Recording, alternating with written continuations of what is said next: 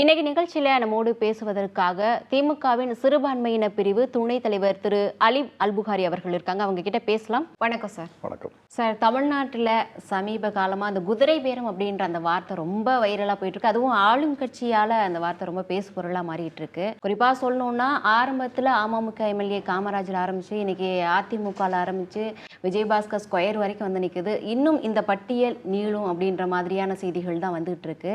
இது வந்து தன்னுடைய பலவீனத்தை முதல்வர் மறைப்பதற்கான முயற்சியால் அதிமுகவை சிதைப்பதற்கான அந்த முயற்சி. ஏன்னா இதுக்கு முன்னாடி வந்து தேர்தல் பிரச்சாரத்துக்கு முன்னாடி டிஎம்கே வர்சஸ் டிவிகே அப்படின்ற ஒரு வார்த்தையை சொன்னார். அதனால எந்த கட்சியுமே இருக்கக்கூடாது, இந்த ரெண்டு தான் இருக்கணும்னு அவர் உண்மைப்படுத்த முயல்றாரா?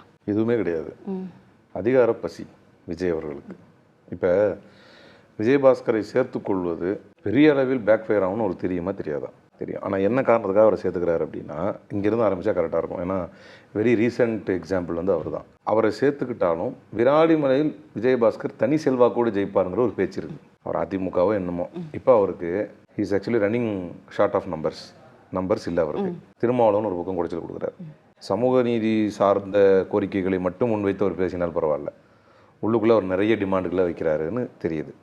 சமூக நீதிக்காக பேசுபவராக இருந்தால் இப்போ அந்த தூக்கிட்டு கொலை நடந்தது, அதில் ஒரு ஆடியோ வாய்ஸ் இதில் வந்து லவுட் ஸ்பீக்கரில் பேசுகிறது எல்லாரும் பார்த்தாங்க.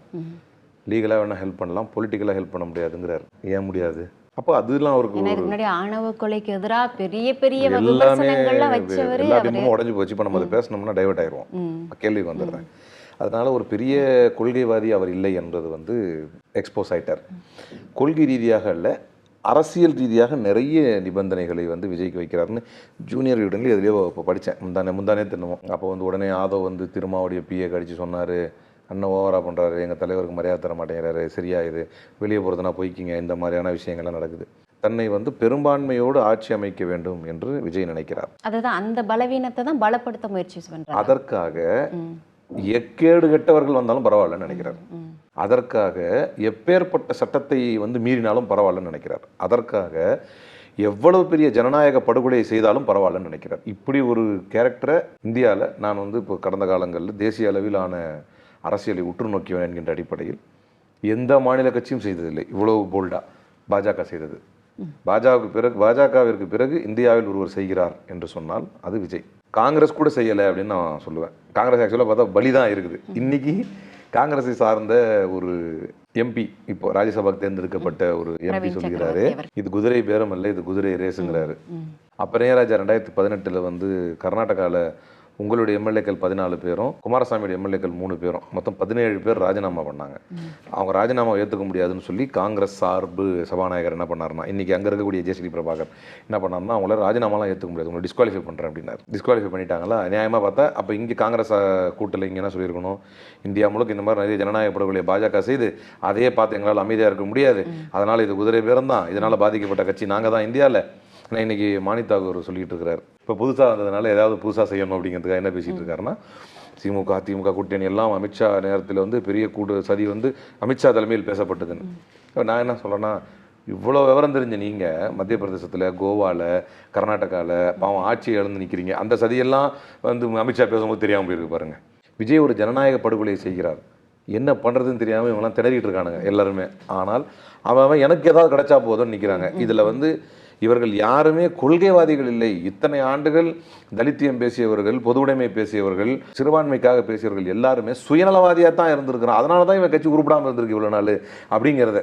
இப்போ என்னென்னா, விஜய் என்ன செய்து கொண்டிருக்கிறார் அப்படின்னா, இந்த கூட்டு கட்சிகள் எல்லாமே தன்னுடைய கொள்கைகளை விஜயிடத்தில் விட்டுவிட்டு மதிமுகலாம் கொள்கை கிடையாது, மற்றபடி கொள்கை இருப்பதாக பேசப்பட்ட கம்யூனிஸ்ட், விசிகா, முஸ்லீம் லீக் எல்லாமே வந்து தன்னுடைய கொள்கைன்னு இது வரைக்கும் தான் போட்டுக்கிற வேஷத்தை கூட விஜய்கிட்ட வித்துட்டு விஜய் செய்யக்கூடிய ஜனநாயக படுகொலையை, இந்த ஜனநாயக படுகொலை அவர் ஏன் செய்கிறார் என்றால் அதிகார பசியில் செய்கிறார்.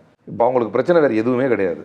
இனி நம்முடைய லெகசி என்ன ஆகும் அதை பற்றி விஜய் கவலைப்பட்டால் விஜயபாஸ்கர் ஸ்கொயரை சேர்க்க மாட்டார். ஏன்னா 2 பேர் மேலே இருக்கக்கூடிய குற்றச்சாட்டுகள் சாதாரண. இங்கே டிவிஎஸ்லையும் இது இருக்குது, சிபிஐலையும் வழக்கு இருக்குது சி விஜயபாஸ்கருக்கு.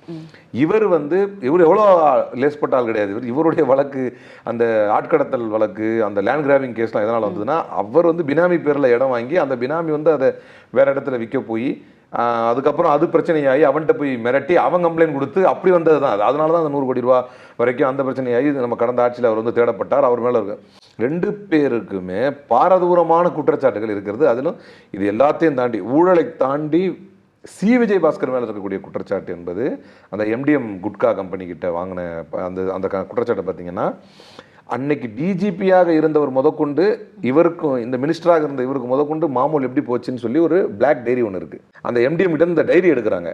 அந்த டைரியில் தெளிவாக எப்படி யாருக்கெல்லாம் ஊழல் பணம் தரப்பட்டுச்சு அப்படின்னு. அப்போது ஒரு மாநிலத்துக்குள் திட்டமிட்டு போதைப் பொருளை உள்ளே நுழைப்பதற்கான குற்றச்சாட்டில் சிபிஐ வழக்கில் இருப்பவர் விஜயபாஸ்கர். இப்ப சொல்றாங்க அவர் மீது இருக்கக்கூடிய வழக்கில் பாதிப்பு வராதுன்னு ஒரு உப்பு சப்பில்லாத கேவலமான இவர் கையில் என்ன இருக்குது? அது சிபிஐ கேஸ். இவர் என்ன பண்ணுவார்? அப்போ இவர் கையில் இருக்கிற வழக்குக்கு டிவிஎஸ்சிக்கு விளக்கம் கொடுத்துக்குவார். அப்போ நான் இன்னொன்று கூட கேட்குறேன், அப்படின்னா நாங்கள் இப்போ நீங்கள் நியாயமாக அவர் மீது இருக்கக்கூடிய வழக்கில் எதுவும் வராதுன்னு சொல்லக்கூடாது. உண்மையிலேயே நீங்கள் இது மாதிரி நியாயமானவர் நீதியானவர் என்று சொன்னால் நீங்கள் சொல்ல வேண்டிய செய்தி என்ன தெரியுமா? அந்த வழக்கு துரிதமாக விசாரிக்கப்பட்டு அவர் குற்றமுள்ளவரா குற்றமற்றவரா என்பது நிரூபிக்கப்படும் சொல்லணும். நியாயமா பார்த்தா அது வழக்கு தாக்கம் வராதுன்னு சொல்ல முடியும். இப்போ let's come to the point again. Subject அந்த வாஷ் பண்ணி நம்ம சேர்த்துக்கலாம். இல்ல ஏதாவது ஒன்று சொல்லு. நம்ம என்ன விரல் சுப்பிட்டா இருப்போம் அது வரைக்கும். இந்த வழக்கு தூக்கிட்டு போகிறோம் அப்பீலுக்கு, எங்களையும் இம்ப்ளீட் பண்ணுங்க, நாங்கள் இது தாவேக அரசோட சேர்ந்தனால இது நடந்துச்சுன்னு. ஏன் நம்ம டான்சியில் பண்ணலையா? டான்சியில் ஹைகோர்ட்லையும் சுப்ரீம் கோர்ட்டு கொண்டு போகலையா? கீழே ஹைகோர்ட்டில் அக்யூட் ஆனவொன்னே ஜெயலலிதா வழக்கு சுப்ரீம் கோர்ட்டுக்கு மாறலையா? அதெல்லாம் சட்டத்தின்படி பார்த்துக்கலாம். சட்டத்தின் போராட்டத்தை பற்றி நமக்கு இவங்க யாரும் பாடம் கற்று தர முடியாதுன்னு வைங்களேன். இல்லை நேற்று பிறந்த பிள்ளைகள் இவங்க எல்லாருமே அப்படி பார்த்தா. Let's come to the point. இப்போ என்னன்னா, விஜய் இதை ஏன் செய்கிறார் தான் இப்போ அடிப்படையான பாயிண்ட். இதெல்லாம் தெரியுமா தெரியாதா விஜய்க்கு? ஏன் தெரியாதா? கண்டிப்பா தெரியும். உண்மையிலே ஒரு தெரியாது, சொல்லவாது செஞ்சிருப்பாங்கல்ல. இல்ல அதான் அட்வைசர்ஸ்லாம் வச்சிருக்காங்க. அத பத்தி தான் சொல்றேன் நானு. நான் அப்படி தான் சொல்றேன். முதல்வரா இருக்கக்கூடியவர் கண்டிப்பா லீகல் அட்வைசர்லாம் வச்சிருப்பாங்க, சொல்லிருப்பாங்க. அது சொல்லிருப்பாங்க. இப்போ ஒரு பார்வையில் என்ன தெரியுது அப்படின்னா, ஐயா சார் ஆனால் இந்த மாதிரி இவர் மேலே ஊழல் குற்றச்சாட்டு இருக்குது, குட்கா குற்றச்சாட்டு இருக்குண்ணா, பரவாயில்ல. நான் இவர் மேலே லேண்ட் கிராபிங்லேருந்து டிவிஎஸ்சியில் 100 கோடி ரூபா கேஸ் வரைக்கும் இருக்குதுண்ணே, பரவாயில்ல. நான் இவங்க எல்லாருமே பிரச்சனை உள்ளவங்க, பரவாயில்ல. இப்போ என்ன பிரச்சனை? நம்ம கட்சி பேர் கெட்டு போயிடும்னே. ஏன்னா இப்போ தான் நம்ம 2.5 வருஷம் தான் ஆச்சு. ஒரு 10 வருஷமாவது நம்ம ஒரு தூய்மையானவருங்கிற ஒரு போர்வையில் ஒரு ஆட்சி நடத்த முடியும். அந்த போர்வையில் நீங்கள் தூய்மையானவர் இல்லை. 3வது நாளே பள்ளி அழிச்சிருச்சு. இந்த நேற்று வழக்கறிஞர் நியமனத்தில் லஞ்சம் வாங்கினதா அவங்க வழக்கறிஞரே நீதிமன்றத்துக்கு போயிருக்கிறாங்க. அப்ப ஊழல், எனக்கு தெரிஞ்சு ஊழல் என்கின்ற ஒரு பேருக்கு இலக்கணம் என்றால் அது தாவேக்காவா தான் வரலாறு எழுதப்படும். ஊழலிலே திளைத்து ஊழலிலே ஊறி ஊழலிலேயே ஊற்றுக்கண் எடுப்பார்கள் தாவேக்காவினர். அதுவும் 55 நாட்கள் தான் ஆகியிருக்கு. மொத்தமே 50 நாள் அப்படி இருக்கா? அப்ப நான் என்ன சொல்ல வர்றேன் அப்படின்னா, ஊழல் பேர் என்ன பரவாயில்ல, இந்த மாதிரி இவங்களெல்லாம் சேர்த்தா நமக்கு இந்த கிளீன் இமேஜ் இருக்காதுண்ணே, பரவாயில்ல. இப்போ என்ன, யாரெல்லாம் நின்றால் ஜெயிப்பார்களோ, மரகதம் கோரலுக்கு ஒரு ட்ராக் ரெக்கார்டு இருக்காங்க. அந்த லோக்கல் இன்ஃப்ளூயன்சர்ஸ் வச்சு இசைக்கு சுப்பையா, நான் இப்போ தென்காசி போயிருந்தேன், அங்கே அதை தான் சொல்கிறாங்க. எப்படி அவருடைய சமூகம் மற்றும் அவருக்குன்னு ஒரு இவங்க எவ்வளவு கிளவரா இருக்காங்கன்னா, யார பேசுறாங்க யார எடுக்கிறாங்கன்னா. அப்ப ஏற்கனவே தாவேக்காவுல இருந்து அந்த சட்டமன்ற தொகுதிகள் ஜெயிச்சிருப்பாங்க. அதை பத்தி அவருக்கு என்ன அக்கறை? அதை பத்தி அவருக்கு என்ன அக்கறை? அதை பத்தி அவங்களுக்குலாம் எந்த அக்கறையும் தரமாட்டாரு. வேண்டுமென்றால் சேர்த்துக்கிட்ட பிறகு இவங்க தோப்பாங்கன்னு தெரிஞ்சா வேற ஆளு மாத்தி கொடுப்பாரு.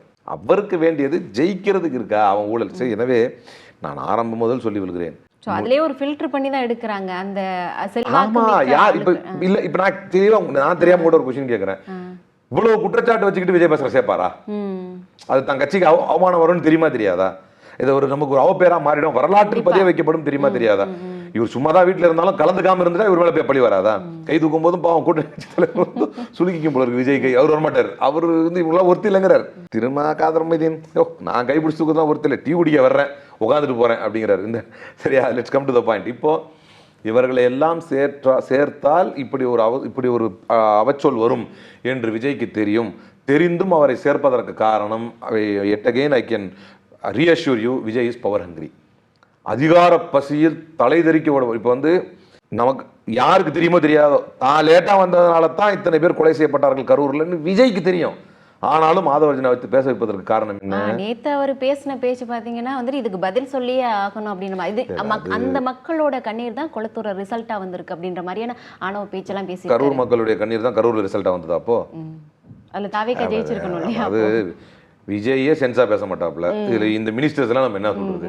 யாராவது ஒருத்தர் கொஞ்சம் அறிவுபூர்வமா பேசுவாங்களா? இப்ப மாணிக்கம் தாகூரை அவசரமாக அந்த தலைவர் பதவிக்கு கொண்டு வர வேண்டிய தேவை அவசியம் என்ன? அப்ப இதற்கு பின்னாடி என்ன இருக்கு? இவங்க இந்த கூட்டணியில இணைஞ்சிருக்காங்க, புது கூட்டணி உருவாக்கி பெயர் வைக்கப்படல, இதற்கான அவசியம் என்ன இருந்தது?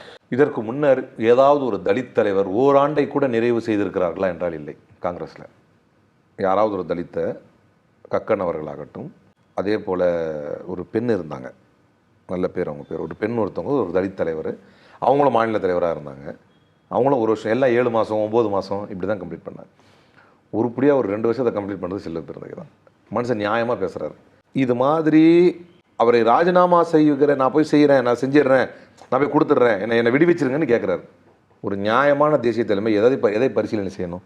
நீங்கள் கவலைப்படாதீங்க. நீங்கள் எதனால் சொல்றீங்க? ஒருத்தம் கூட மதிக்கலைங்க. சாதிய வன்மத்தோடு அவரை அணுகினார்கள். அப்ப சமூக நீதியெல்லாம் பேசுறாங்க, இது சும்மா அது எப்படி? குப்பை அதெல்லாம். சாதிய வன்மத்தோடு அவரை அணுகினார்கள். அவர் ஒரு தலித் என்பதனாலேயே அவரை அவமானப்படுத்தினார்கள். அவருக்கு ஒத்துழைப்பு தரக்கூடாது என்பதில் உறுதியாக இருந்தார்கள்.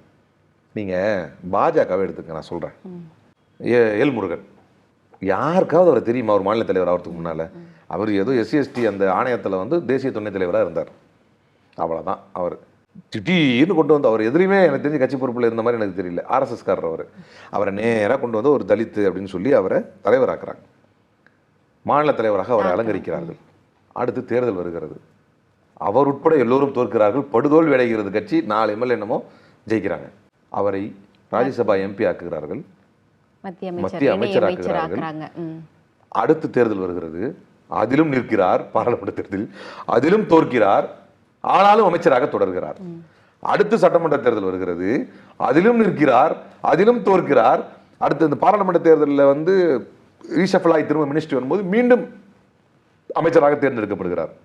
ஒரு கேடுகட்ட, உதாரணத்திற்கு கூட எடுக்க முடியாத, நாம் எதிர்க்கின்ற நம்முடைய கொள்கை எதிரியாக இருக்கக்கூடிய பாஜக கூட தமிழ்நாட்டில் ஒரு தலித்துக்கு எவ்வளோ மரியாதை கொடுத்துருக்காங்க. நீங்கள் பிறப்பால் ஒரு பார்ப்பனர், இந்த திராவிட முன்னேற்ற கழகத்திற்கும் காங்கிரஸுக்குமான உறவை கெடுத்தவர், எந்த காரணம் இல்லாமல் இன்னைக்கு ராகுல் காந்தி தமிழ்நாட்டில் அவமானப்படுவார் என்றால் அதற்கு ஒரே காரணம் இப்போ சமீபத்தில் தேர்ந்தெடுக்கப்பட்ட பிரவீன் சக்கரவர்த்தியாக தான் இருக்க முடியும். ஒரே அந்த ஆளுடைய தெளிவாக கூப்பிட்டு அவர் MP கொடுக்குறீங்களே, ஏன் ஒரு செல்வ பெருந்தகைக்கு MP தர வேண்டியதானே? இதை அவமானப்படுத்த வேண்டும் என்றே செய்தார்கள். இதுவரை ஒரு தலித் தலைவர் மாநில தலைவராக பூர்த்தி செய்ததே இல்லை. 1 வருஷத்தை கூட எனக்கு தெரிஞ்சு. மிஞ்சி போனால் 1 வருஷம் 1.5 வருஷம் இருக்கலாம். ஆனால் 2.5 ஆண்டுகள் ஓரளவு உருப்படியாக 3 வருஷமாவது ஒரு மாநில தலைவர் இருப்பாங்க. சரிங்க, ஒரு 3 வருஷமாவது நீங்கள் கண்டினியூ பண்ணுங்க என்று கூட அவரிடத்துல கெஞ்சலையே ஒரு தேசிய தலைமை. தண்டனைங்க. ஒரு சிறுபான்மையினர் வந்து நீங்கள் தலைவர்கள், அதாவது ஜோதிமணியோ கார்த்திக் சிதம்பரமோ, யார் அது இப்போ இந்த இவரோ யார் இப்போ புதுசாக தலைவராக இருக்காருல்ல, இப்போ மாணிக் தாக்கூரோ, இவங்க என்ன வேணா பேசலாம். இருக்கின்ற கூட்டணியை எதிர்த்து கண்டமானிக்கு பேசலாம். ஏற்கனவே இவங்க 2 பேரும் தான் இந்த தாவேக்காவை ஆதரவு கொடுத்தனவே. தாவேக்கா சப்ஜெக்ட் கூட விடுங்க. மாநில தலைமை ஒரு முடிவு செஞ்சு சொல்லுது. மாநில தலைமையுடைய முடிவு வேற இருக்குது. டெல்லி தலைமையை கூப்பிட்டு இதுக்கு மேல பேசாதீங்கிறது. அவங்க பேசிட்டே இருந்தாங்க. எதுவுமே இல்லை. நான் 2 வார்த்தை பேசி நடவடிக்கை எடுக்கிறீங்களா இஸ்லாமியங்கிறதால 2 வார்த்தை பேசிட்டாருங்கிறதுனால அது வரைக்கும் அவருடைய ராஜினாமா வாங்க. மதச்சார்பற்ற அப்படின்ற சும்மா புண்ணாக்கு அதெல்லாம், அதெல்லாம் சும்மா புண்ணாக்கு அதெல்லாம். ஏங்க காங்கிரஸ் மண்ண கவுது தெரியலையா? தேசிய அளவில் உங்களை ஏன் முஸ்லிம்கள் புறக்கணிக்கிறார்கள் தெரியலையா? தேசிய அளவில் ஏன் உங்களை ஒடுக்கப்பட்ட சமுதாயத்தினர் புறக்கணிக்கிறார்கள் இப்ப கூட தெரியல உங்களுக்கு? வேற முஸ்லீம்ங்கிற காரணத்தை தவிர இவனை தூக்கிப்பட்ட யாரு கேப்பா? அப்படிங்கிற ஒரு கேவலமான அசட்டுத்தனமான எண்ணம் தானே என் மீது உங்களை நடவடிக்கை எடுக்க தூண்டியது. எடுக்கணும் எல்லாருமே எடுக்க வேண்டியது தானே. எவன் பேசல? அவ்வளவு ஏங்க? தேர்தல் கூட்டணியும் முடிஞ்சு போச்சு, விசில் ஊதி விட்டார்கள் பதிவு போடுறான் ஒருத்தன். அவன் மீது நடவடிக்கை இல்லை. நான் ரொம்ப நியாயமான கேள்விகளை தான் கேட்டேன். இல்ல, நாகரிகமான அரசியலுக்கு தான் இப்ப வந்து நீங்க சொன்ன சந்தர்ப்பவாதம்லாம் இருக்கு. சந்தர்ப்பவாதம் மட்டும் இல்லைங்க. காங்கிரஸ் நீங்க கொஸ்டின் கேட்டதுனால இப்ப 2.5 வருஷம் தான் ஆயிருக்குது. ஒரு பேச்சுக்காவது இன்னும் ஒரு 6 மாசமா நீங்க தொடர்ந்து செல்ல பெருந்தகை நீங்க வேணாம் அப்படின்னு சொல்லலையே ஒரு தேசிய தலைமை. விட்டா போதண்டான்னு பிடிச்சி யார் ஒருவர் தொடர்ந்து இப்படிப்பட்ட கருத்துக்களை, கூட்டணியை குழப்புவதற்கான கருத்துக்களை சொல்லிக் கொண்டிருந்தாரோ, யார் உண்மையிலேயே இங்கு உள்ள சமூக நீதிக்கு எதிராக பேசிக் கொண்டிருந்தாரோ அவரே மாநில தலைவராக்கி இவரை நீங்க நீக்குறீங்க அப்படின்னு சொன்னா தலித்துகளுக்கும் இஸ்லாமியர்களுக்கும் விரோதமான கட்சி காங்கிரஸ் என்பதுதான் நம்ம புரிந்து கொள்ள முடிகிறது. இப்போ நம்ம இப்படி பேசணும்னா அவன் பேச தெரியாது, எவனாவது ஒருத்தர் 2 பேர் எவனாவது பேச விட்டு, புகாரி நீ யார் தெரியுமா ஒருத்தர் மிரட்டுறாங்க எனக்கு ஃபோன் பண்ணி, இந்த கூத்த கேளுங்க, எனக்கா சிரிப்பு உச்சம் தாங்க முடியல. ஆக்சுவலாக அதுல இருந்தா இவர் மாணித்தவர் பேசவே ஆரம்பிச்சேன். இன்னும் அவ்வளோ பெரிய அலாடி. அதாவது ஊர்லேயே 10 பேர் ஆதரவாளர் கிடையாது. என்ன இப்போ மாநில தலைவர் ஆயிட்டாருன்னு ஒரு பெரியவரா? ஏன்னா இப்போ மாநில தலைவர் ஆகிட்டார். அதுக்கு முன்னால் மாநில தலைவர் ஆகிறதுக்கு முன்னால் நான் சொல்கிறது கரெக்டாக பக்ரீத் அன்னைக்குன்னு அந்த டைம் இப்போ சமீபத்தில் நான் வந்து புதுக்கோட்டையில் முத்தமிழஞ்சர் கலைஞர் பிறந்த நாள் விழாவில் கலந்துக்கிட்டு இருக்கிறேன். அப்போ எனக்கு வந்து ஒரு ஃபோன் வருது. இந்த மாதிரி வந்து நான் வந்து மாதிரி நிகழ்ச்சியில் இருக்கேங்க பேசுகிறேன். நான் சொல்கிறாப்ப காங்கிரஸில் பேசுகிறேன். நிறைய பேர் நிறைய நண்பர்கள் இருக்கிறாங்க காங்கிரஸ், எனக்கு இன்னும் அன்போடு பேசுகிறவங்க. அப்போ நான் பேசிட்டு சரி அப்புறம் பேசுகிறேன்னு வச்சுட்டேன், மறந்துட்டேன். திரும்ப கூப்பிடுறது. அப்போ மறுநாள் கூடுவோம், ஆமாங்க ஞாபகம் சொல்லுங்கள் அப்படின்னு. நீங்கள் வந்து ரொம்ப தப்பாக பேசுகிறேன். நான் என்னங்க தப்பாக பேசுனேன்? ஒரு வார்த்தை சொல்லுங்கள், நான் திருத்திக்கிறேன். தப்பாக என்ன பேசுனேன்?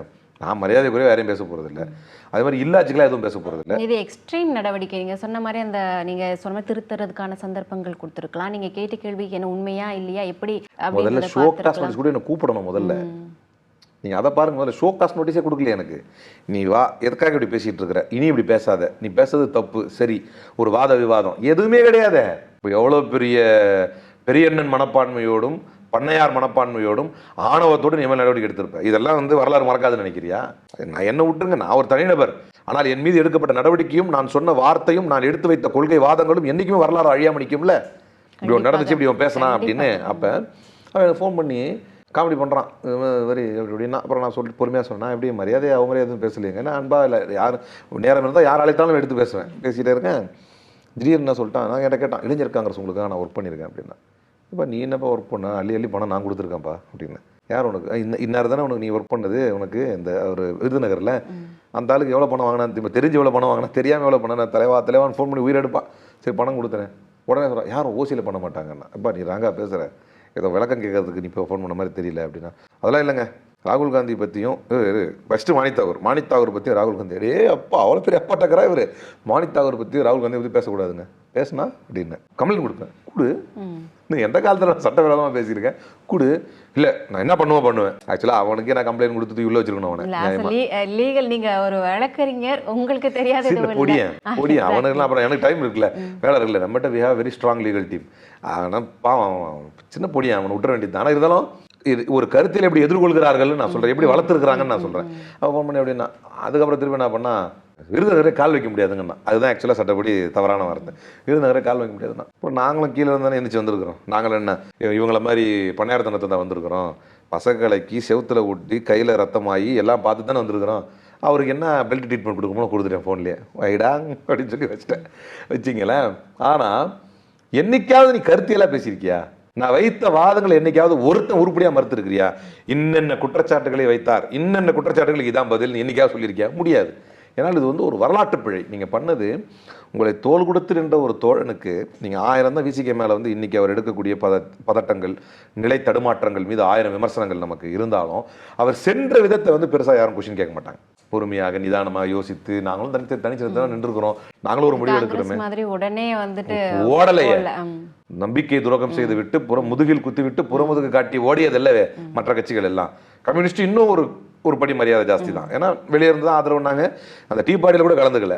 ஒரு மற்ற விஷயங்கள் அவர் நம்ம தலைவர் மீது வைக்கக்கூடிய வாதங்களுக்கு நாம் வந்து டைட் ஸ்லாப்பிங் ரிப்ளை கொடுப்போம், அது வேற. அதுக்கெல்லாம் அவருக்கு அருகதை கிடையாது. நேற்று ஒன்று பேசுகிறார் சண்முகம், இன்னைக்கு ஒன்று மாற்றி பேசுகிறார். நேற்று சொல்கிறாரு அதை வந்து அவர்களாக வந்தால் கூட அதை நம்ம ஏற்றுக்க முடியாதுங்கிறார். இன்னைக்கு சொல்கிறாரு அவங்களா வரதுனால அதை ஏற்றுக்கணுங்கிறாரு, ராஜினாமா பண்ணிட்டு வர்றது. ஸோ கூட்டணி சப்ஜெக்ட் அந்த மாதிரி இருக்குது. இப்போ பிரச்சனை அந்த கூட்டணிக்கு தான். அதுதான் நான் நீங்கள் காங்கிரஸ் பற்றி கேட்டீங்க. உண்மையிலேயே இவ்வளவு பெரிய அழிவு குற்றச்சாட்டுகளை, இழிவு குற்றச்சாட்டுகளை தனக்கே வைத்திருக்கக்கூடிய விஜயபாஸ்கரை உள்ளே இழுப்பதனால் அது அவருக்கு கேடு ஆகும், அவருடைய கட்சிக்கு இழிபேர் ஆகும், அவமரியாதை ஆகும் என்று தெரிந்தும் விஜய் ஏன் இழுக்கிறார் என்று சொன்னால், அவர் பவர் ஹங்கரின்னு சொன்னல. இன்னொன்று, அவர் இந்த கூட்டணி கட்சிகளை நம்பவில்லை. இதுதான் அவங்களுக்கு கொடுக்குற பதிலடி. அந்த கூட்டணி கட்சிகளுக்கு விஜயிடம் இருக்கக்கூடிய மரியாதை. இதை நான் பல முறை சொன்னதுண்டு. ஒரு தட்டை கேட்டேன், ஒரு தம்பி அன்னைக்கு கூட ஜென்ஜி டாக்னு ஒரு நிகழ்ச்சி நடந்துச்சு. எல்லாரும் இல்லை, அதில் இன்னொரு விஷயம் நீங்கள் சொன்ன மாதிரி அவங்க வரலாறுகள் தேவையில்லை அப்படின்றாங்க. அந்த ஒரு புரிதலே இல்லை. இப்போ சோசியல் மீடியா வந்து மக்கள் மத்தியில் மிகப்பெரிய தாக்கத்தை ஏற்படுத்தி என்ன போட்டாலும் நம்புறாங்க, அது விஜய்க்கு ஆதரவாக வந்து எல்லாம் செய்கிறாங்க. அப்போ இந்த மாதிரியான ஜென்சிக்களுக்கு நீங்க என்ன சொல்லணும்? எப்படி வரலாறுகள் தேவையில்லைன்னு சொல்றப்போ நீங்க வரலாறு இல்லாமல் யாருமே இல்லையே இன்னைக்கு. இல்லை, வரலாறுன்றதை தாண்டி இது எப்படின்னா ஒரு மொத்த படம் ஃபெயிலியர் ஆயிரும் விஜய். இது அதில் ஒரு சீனை எடுத்து போட்டு இது நல்லா இருக்குன்னு பேசுவாங்க. நீங்கள் வரலாறு மட்டும் இல்லை, ஹிஸ்ட்ரிங்கிறது பின்னால் உள்ளது மட்டும் தானே. அவங்களுக்கு முன்பின் எதுவுமே தேவையில்லை, கான்டெக்ஸ்டே வேணாம், எனக்கு இது மட்டும் போட்டால் போதும்னு நினைக்கிற கும்பல் அது. இப்போ நேற்று வந்து விசிகாலேருந்து ஒரு ஆள் பேர் தெரில, ஆனால் அவர் தன்னை 2ஆம் கட்ட தலைவர்ன்ற உட்காந்து இதாக பேசிக்கிட்டார். ஒருத்தர் வந்து உட்காந்தார். அப்போ நான் டிவிக்கிலேருந்து அருமை சகோதரர் வந்து ஆனந்தஜித் கலந்துக்கிட்டாப்புல. அப்போ அவர் வந்து ஒரு வாசம் சொன்னார், ஏன் ஒரு தோசையோடைய திருப்பி போடவே மாட்டேங்கிறீங்க? திமுக கூட்டணியிலிருந்து இவர்கள் வெளியேறியதை நீங்கள் குற்றம் காண்றீங்களே, இவர்கள் வெளியேறியவர்கள் ராஜினாமா செய்ய வேண்டும் அப்படின்னா திமுக உறுப்பினர்கள் தான் ராஜினாமா பண்ணணும் அப்படின்னு ஒரு கொஸ்டின் வச்சார். அந்த கொஸ்டினுக்கு நான் ஒரு பதில் சொன்னேன். தோசையை திருப்பி போட மாட்டேங்கிறீங்கன்னு ஆனந்தஜித் சொல்கிறாரு.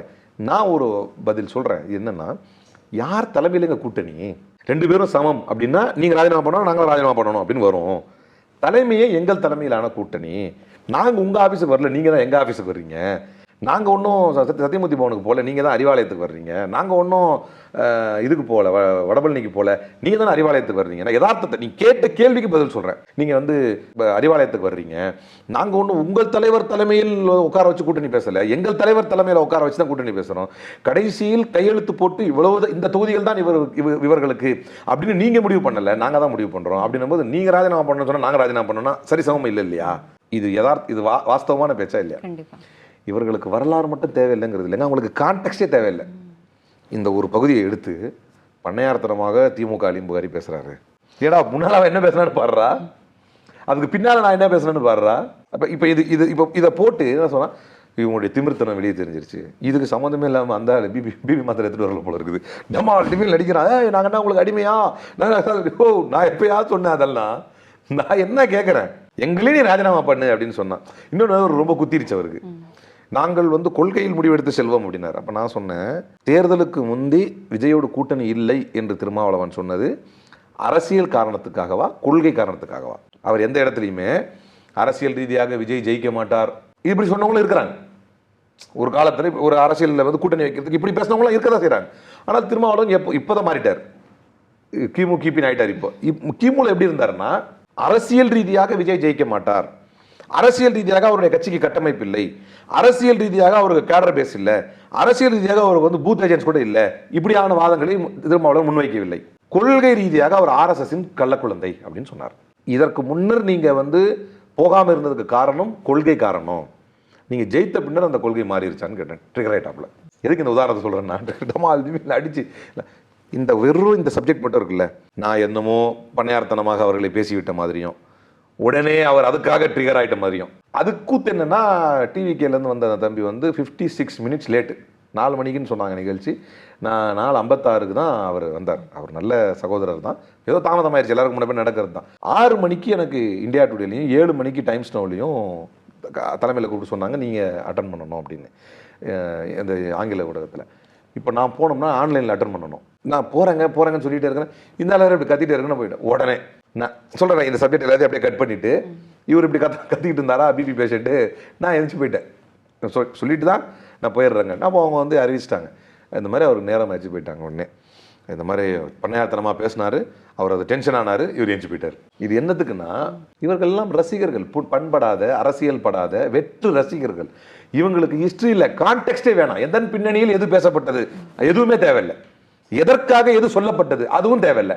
அப்பதான் இப்படி பண்றியே அது சட்டமன்றத்துக்கு அசிங்கம் அப்படின்னு சொன்னா, இவன் நாங்கள் சட்டமன்றன்றது இப்பதானே பார்க்குறோம். அப்ப இது அசிங்கம், ஏன் அசிங்கம்? நீங்க பேசுனீங்களா, அதனால தான் அதை காட்ட, அந்த இடத்துல காட்டக்கூடாது, ஏன் காட்டக்கூடாது? அப்படி ஒரு வரலாறே இல்லையா அப்படின்னு வரலாறு எடுக்கும்போது நம்ம சூர்யா சொன்ன மாதிரி அது அவங்களோட இன்ஃபீரியாரிட்டி காம்ப்ளெக்ஸ் ஆயிருது. ஏன்னா அவங்களுக்கு அந்த ஹிஸ்டரி இல்ல, தெரியாது. அப்ப பிரச்சனை என்னன்னா, அவங்க ஹிஸ்டரி மட்டும் இல்ல, அவங்களுக்கு கான்டெக்ஸ்டே வேணாம். அவங்களுக்கு தேவை 1.5 நிமிஷம் ரீல். அந்த 1.5 நிமிஷம் ரீல்ல சிந்தாம சதராம இருந்தா போதும், பேக்ரவுண்ட் போட்டு ராவண மவண்டா அப்படின்னு பேக்ரவுண்ட் போட்டு முடிச்சுக்குவாங்க. அவங்களே செல்ஃபா வந்து சந்தோஷம் அடைச்சுக்குவாங்க, சூப்பரா இருக்குன்னு. இவர்கள் கான்டெக்ஸ்டை விரும்பாதவர்கள், ஹிஸ்டரி அல்ல, முன்பின் என்ன நடந்தது என்பதை கூட ஆய்வு செய்ய விரும்பாதவர்கள். எதற்காக ஒன்று நடந்தது ஒன்றும் தேவையில்லை. இப்போ என்னன்னா, ஆதவஞ்சனா பேசிட்டாரா, பார்த்தா செம்மையா பேசிட்டாரு, விடக்கூடாதுண்ணே அண்ணன் விடக்கூடாதுண்ணே அப்படின்னு. அப்போ இவன் கான்டெக்ஸ்டை பார்க்கணுமா இல்லையா? எப்படி நடந்துச்சு, யார் இது கொடுத்தா, பர்மிஷன் லெட்டர் கொடுத்தா, அதுக்கப்புறம் என்ன ஆச்சு, முடிஞ்ச ஒன்று.